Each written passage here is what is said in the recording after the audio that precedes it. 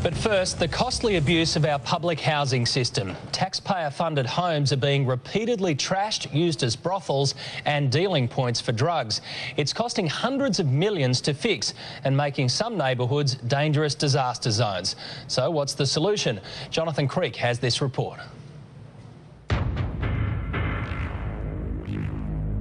How can anyone live like this? Well, this is a culmination of people not worrying about their responsibilities. A pig would live in better conditions than some people. Soiled beds, rubbish, even rotting food. Absolute squalor. Suburban Australia. And you're paying for it. These are the taxpayer-funded homes of those who claim they need them most. Public housing tenants who pay subsidised rent and nothing for maintenance.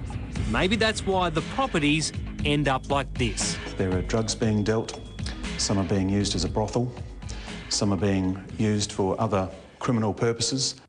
For 2 years, the residents of this street were forced to live in fear and with this mess. And even though the family that caused it are long gone, they're still too scared to talk about any of it on camera. They tried to burn down our previous house.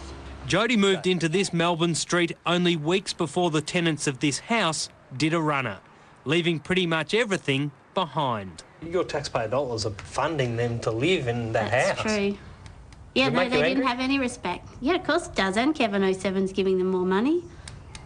But, you know, that's life. A Today Tonight investigation has revealed what can only be described as a national disgrace. Despite the rental shortage, it seems some don't get it or just don't care. This place is not really fit for human habitation. Independent politician Chris Hanna. You can see that the kitchen's been wrecked. There is rubbish and personal effects strewn throughout the house, upstairs and downstairs, in the bathroom, in the toilet, absolutely everywhere. In New South Wales, $385 million is spent each year fixing trashed public housing. Victoria, $103 million, and Queensland, $112 million. In Tasmania, it's $30 million. Australia-wide, that's nearly $1 billion a year. That's the point. People who live in these houses are being provided housing by you, me and the rest of the community. And we're funding them. I think a reasonable entitlement is for these people to respect our investment in their housing.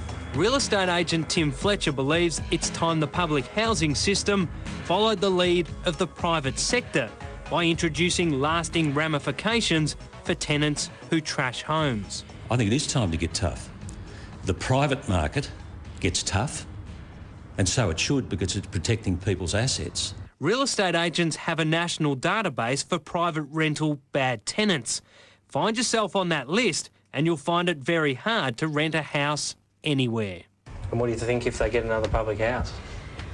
Well, I hope they don't, because I think they'll just keep doing the same thing over and over again, because they don't have any respect for anything. These people do not deserve taxpayer-funded housing. If the taxpayers of Australia could see how some of the public housing tenants treat the properties, we would be outraged.